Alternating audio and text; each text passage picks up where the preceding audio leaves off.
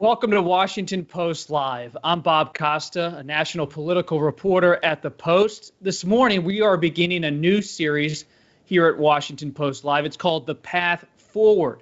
And our guest is Jane Rosenthal. She's the CEO of Tribeca Enterprises and a founder of the Tribeca Film Festival, a veteran film producer for television as well. She has more than 50 credits. She's worked closely with one of my favorite actors, one of the American greats, Robert De Niro, on many of his projects and films over the years. And we're glad to have her here because not only is Jane on the front lines of an industry that's struggling to deal with the fallout of this pandemic, like me, she loves politics, she loves journalism. She actually even once served as a page in the Rhode Island state legislature.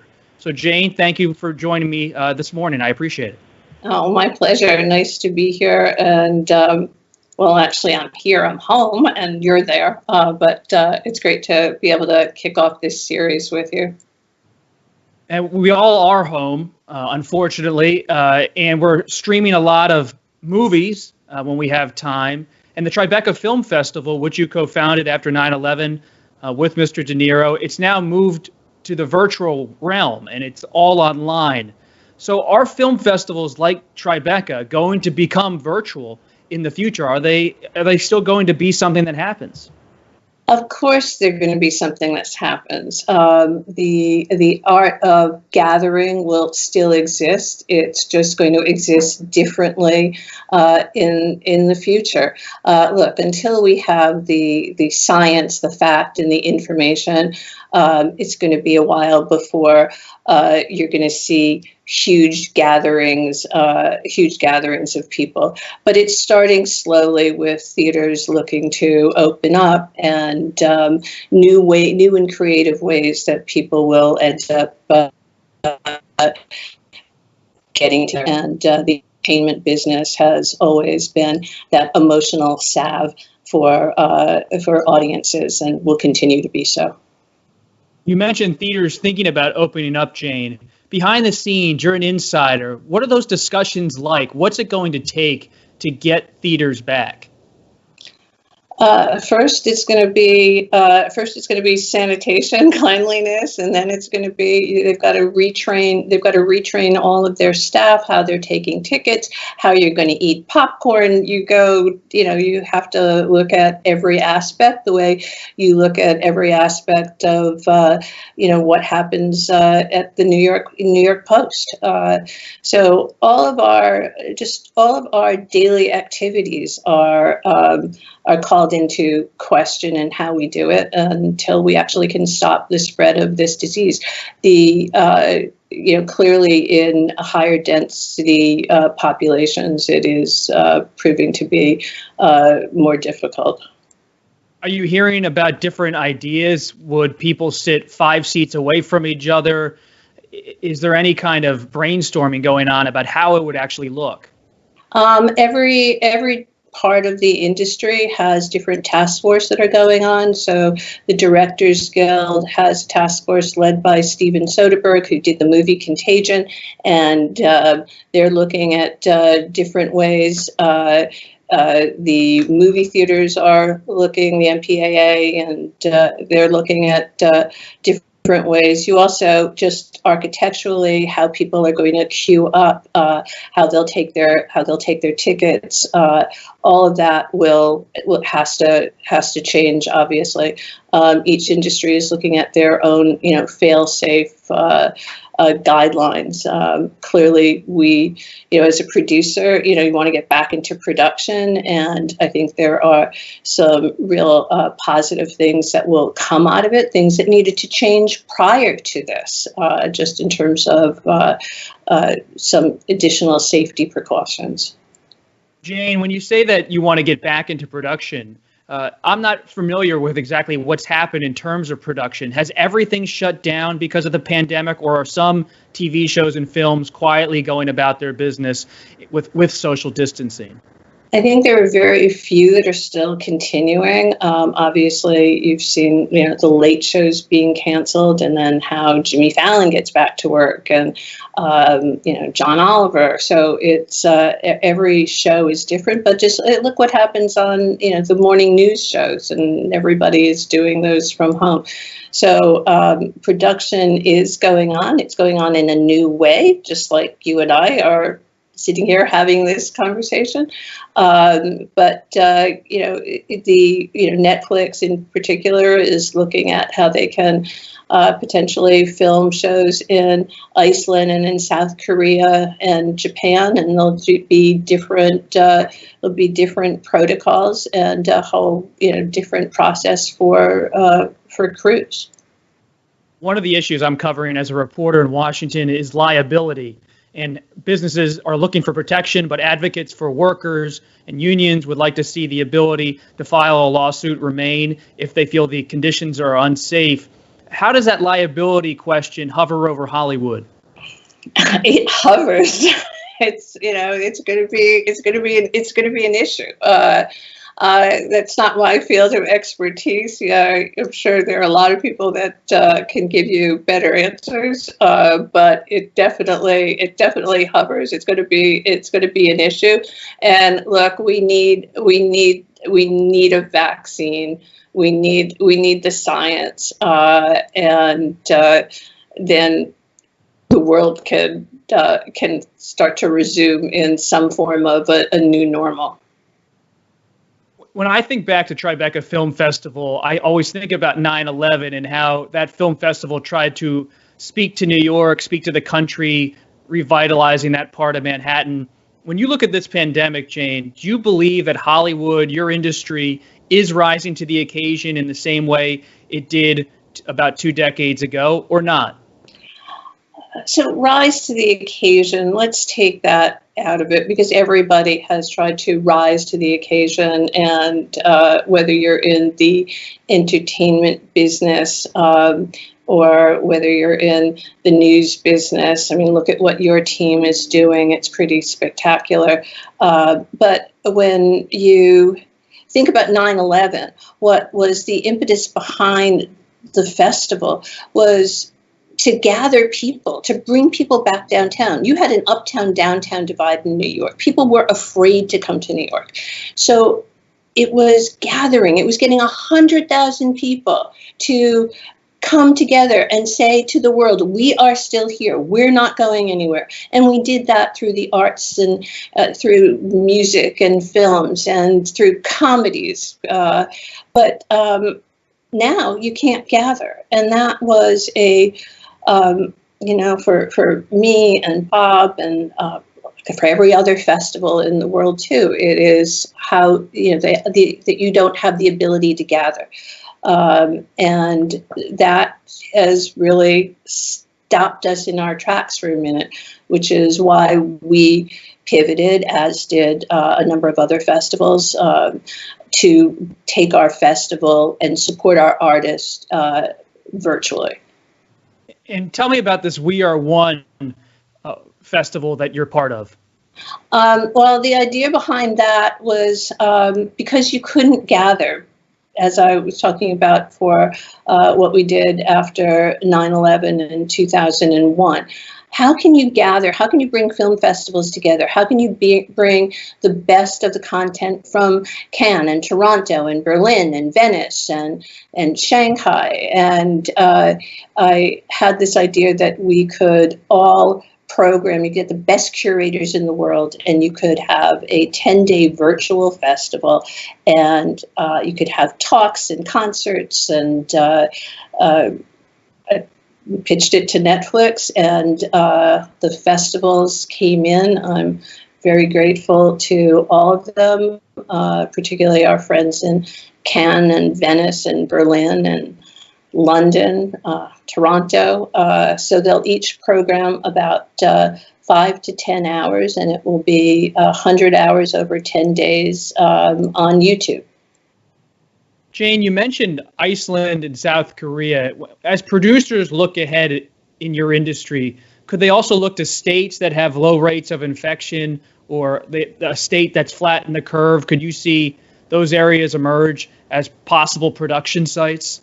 Oh, absolutely. It's just what your protocol is going to be to go into the state, have crew travel between states, what they're going to have to do in terms of quarantining themselves for so many days before they can be on set, temperature checks, all of those new precautions that we're all going to take to make sure that we're not going to continue to spread this virus. You're in New York. Governor Andrew Cuomo, he's out front leading his state during this pandemic. The film industry and the entertainment industry in New York, what do they need now from Governor Cuomo, and what's his role been in trying to keep this whole industry alive? I would say what Governor Cuomo, it's not just what Governor Cuomo has done for the industry. It is what he has been able to do for the country in providing facts when he knows the facts and when he doesn't. And it's certainly in supporting New York City, one of the densest cities in the country, to figure out how we're all going to stay safe and those who are sick to get well. He's been an extraordinary leader for all of our industries that keep New York City and New York State moving. And behind the scenes, is he trying to make sure that whenever it's appropriate, that the production sites in New York City and New York State are ready to go and will have those protocols you've talked about in place? Absolutely. He's working with the studios. He's working with also sports teams to get us up and running. It's also, when you look at movies, you look at the entertainment business and you look at sports, these are our emotional outlets, and to not have those, I think we're all going a little bit crazy. So he's looking to get all of that up and running as quickly as possible. But first and foremost, we need to make sure everybody be healthy. We got an interesting question, Jane, from one of our readers at the Washington Post, Jason Hightower from New York. He writes a note ahead of this interview, and he said, in addition to safety measures that will need to be in place for on-set work, do you feel that the content on screen could look different too, in terms of scenes in bars and concerts in movies portraying 2020, 2021? Those aren't cast or directed or produced in the same way. Well, two different questions. In terms of what you're going to do, the protocol to get to a set, yes, that's going to be different, just as this is different right here. But as artists, as filmmakers, as storytellers, we're going to use this time to tell these stories, to tell what happened in life in quarantine, to tell what it's going to be like those first couple of days to go to a restaurant. You talked about going to your coffee shop, so how are we all interacting with our new, fashionable masks on? But look, it's we'll tell the stories of the frontline workers. There'll be some amazing stories that will come out of this, just as there were extraordinary stories that came out of 9/11, and quite honestly are still coming out of 9/11. That's right. Before we started this interview, Jane and I were talking about just life when we're all dealing with this pandemic. And of course, those on the front lines, the nurses and doctors and service workers, those are the people who are really struggling. But it's fun to just talk about how you try to keep your own routines and your creativity going. Jane, when you think about yourself and your colleagues, whether it's Mr. De Niro or others, what have you found about the creative process during the work from home period? What's it like to be a producer or an actor who's trying to still have that spark, even if you can't go out to a set? Well, you certainly, when you look at the amount of concerts, the Global Citizen Festival for the World Health Organization, there's this concert that that Oprah is doing. You look at different ways and different that people are the entertainers are trying to get out there and entertain, and also raise money for various charities. We're going to face one of the worst humanitarian crises that certainly our generation has ever known. So I think everyone is trying to entertain and use that to raise money and raise awareness. We have another good question from one of our Post readers, Andrea Lee. She's a librarian at the Library of Congress here in Washington. She asks, how is the industry grappling with the future of theatrical distribution in the rise of online streaming platforms? You've discussed Netflix, but could that be the central warehouse for all movies in the future, or not? Well, Andrew, that's a really good question, but that question also existed before this. So there were issues with, I produced a movie called The Irishman, and we had a lot of people that were part of the Academy that didn't think a movie that screened on Netflix, even though it did have theatrical distribution, should have qualified as an Academy Award with Martin Scorsese and Robert De Niro and Al Pacino. They weren't schleppers, and it also took us 12 years to get that movie made. So the point is they will coexist. Theaters, once they can open, are part of our culture, are part of what we as a society and what the arts need. It's our theaters to be able to laugh together and cry together, and you will still have streamers, and they'll coexist, and we'll all be entertained. And The Irishman, as I recall, actually did play on Broadway. You put it up on a big screen on Broadway, so at least had some kind of big screen time in New York with the premiere, as well as being on Netflix. Is that maybe something we'll see? A focused opening on some place like Broadway, but it will live most of its life as a streaming film. Well, we had taken over the Belasco Theater. We also opened the New York Film Festival and and we're at the London Film Festival too.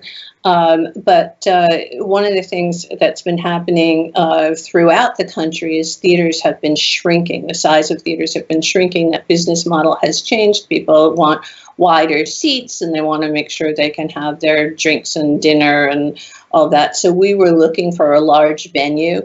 The Ziegfeld in New York had closed. The Paris in New York had closed. So Netflix went on to rent the Belasco Theater for a number of days. They've now taken over the Paris Theater. So you'll be able to have film screenings of more than 250. But a lot of the large theaters are disappearing in this country. I don't mean to joke here, because I think it could be possible. What about drive-in theaters? Could they actually come back? Oh, funny you should say that. I do think they'll come back, and we are currently talking with IMAX and a number of our sponsors and colleagues about doing a drive-in. We will be releasing more information about that hopefully later today. But absolutely, I think safe distancing and getting in a car, and especially you'll be able to have amazing sound that will come through your Bluetooth or another technology. And I think it will, without question, it will come back. And also you have about 360 local drive-ins throughout the country that are in some of the more rural areas, and to help them get back on their feet and support the local drive-ins and local businesses. It's a small way to get started, but we need to get started. You brought up The Irishman. I really enjoyed that film. A little sidetrack here for a minute. I watched it for a few hours, Jane, had a nice Italian dinner, and then I finished it a few hours later. Is that something you'd advise against? Should I break the rules? Are you a sit down and watch the whole thing type of person? I think it's whichever way you enjoyed it is the best way to watch it. And I think it's a different experience when you break it up and have that lovely Italian meal and a glass of wine, or if you're sitting in a theater. Okay, they're not mutually exclusive, and you can enjoy them both ways. To get back to this, it's a good story, right? Oh, it was great, and I mean, of course, De Niro, but I love seeing Joe Pesci act. He does it so rarely these days. It's amazing to watch. To think about, go back to, he's terrific. Just to go back to streaming, I was looking at some of the movie industry clippings the other day, and I saw this film. I haven't seen it, Trolls World Tour. It's generated $100 million from premium video on demand, and it's caused a little bit of a controversy, as I'm sure you know, with AMC. The theaters don't love that it's premium video by NBC Universal. So what's your takeaway from seeing that kind of, in just 3 weeks, $100 million for a movie on streaming, premium video? What does that tell you, and what does AMC's reaction tell you as well? Well, it tells me that in the middle of a pandemic, everyone is looking for something new out there, especially to do with your kids. So that's number one, and bravo for Universal, NBC Universal, for getting something new out there, whether that's their business model going forward. Talk to Jeff Shell about that. In terms of AMC's reaction, they need to look at life in a pandemic. They've they for the Irishman, they didn't want to make a deal with Netflix unless we were going to be in a theater for 3 months. So the issue about windowing and how long a film is going to be in a theater versus on screen is definitely an argument and a debate that we've been having in the industry for a couple of years. That will continue. But life in a pandemic, where we're all walking around, where our daily lives shifted. We were talking about morning routines. The fact that there was something new that families could enjoy together, that was terrific. And proud of my friends at Universal for getting that out there. You mentioned a few minutes earlier about the stories that will come out of this. And if you look at your career, you are a storyteller. You're producing movies, but it's not just about a production. You're trying to tell the story, over 50 credits. So when you step back and look at this time of a pandemic, what are the stories you want to tell that you will almost feel compelled to tell with your team in the coming year or two, whether it's pandemic related or not? How has this changed you creatively as a storyteller?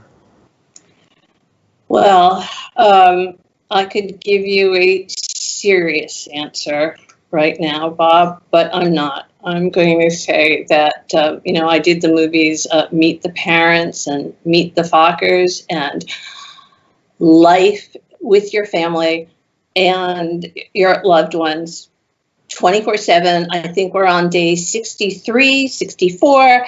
There's so much comedy that's going to come out of this. And I think we all need a good laugh. I mean, it is the crazy things that you're doing. It's also, for me personally, I have discovered the Mr. Clean magic eraser. I walk around with that in my pocket, any scuff mark. I mean, there's just all kinds of, I've lost it here. But anyway. No, you haven't. I think that there's all going to be all kinds of, I'd like to see some of the comedy that's coming out. Also, the stories of the frontline workers, the stories of the nurses, the doctors, the delivery workers, those stories are going to be extraordinary, and I look forward to seeing more of those stories. 9/11 was the most photographed event in our history. You're seeing certain pictures out of this. You're not seeing you're not seeing enough. I think there is a side of this that we don't even comprehend yet, and those stories will come out, and obviously need to come out. So I know it's sensitive sometimes what exactly you're working on or people you're close to are working on, but is it fair to say quarantine comedies could be a genre in 2021, 2022? I think so. I think so. If I don't, you have a lot of power in the industry, so if you say I think so, I'll take it.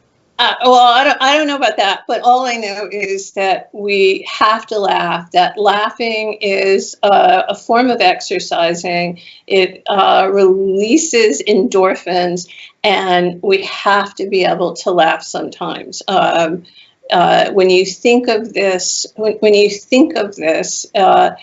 it's so overwhelming, and the alternative is to just curl up in a little ball and cry. And I choose to try to go to work and keep my team working with our Tribeca Virtual Festival, with the work that we're going to do with 22 film festivals globally, with the Global Festival, and to have some laughs as I've ruined more laundry than one could possibly imagine. I mean, that sounds like a great scene. I mean, I have to ask, you've got my mind worrying, Jane. Could we see Ben Stiller and Robert De Niro reprise Meet the Fockers and have a quarantine Fockers movie? I think, look, I'm not in Hollywood, but I know I would go see that film. I think you're onto something. I definitely think you're onto something. Well, a little tease there. We'll take it. Jane, I hope you stay safe, and I really appreciate you taking some time today as you work on all your home projects and your films. We really appreciate it as we start this series. Thank you very much. Thank you very much. Be safe. You too. Stay safe. Be well. Bye. And thank you all, if you're watching, for joining us. I hope you enjoy these live conversations. And I encourage you to tune in tomorrow, Wednesday, May 6th, when my colleague Frances Stead Sellers, she'll host a Leadership During Crisis discussion. Dr. Scott Gottlieb, the former FDA commissioner and White House task force advisor, he'll be there with her, along with Dr. Zeke Emanuel, who's working with the Biden campaign, respected doctor. They'll talk about vaccines, testing, treatment, the debate over reopening the economy, all of that. And on Thursday, this series, The Path Forward, will continue with Adina Friedman, president and CEO of NASDAQ. She'll talk with Jonathan Capehart, one of our editorial writers, the Cape Up podcast. You know him well. Just go to WashingtonPostLive.com for a reminder.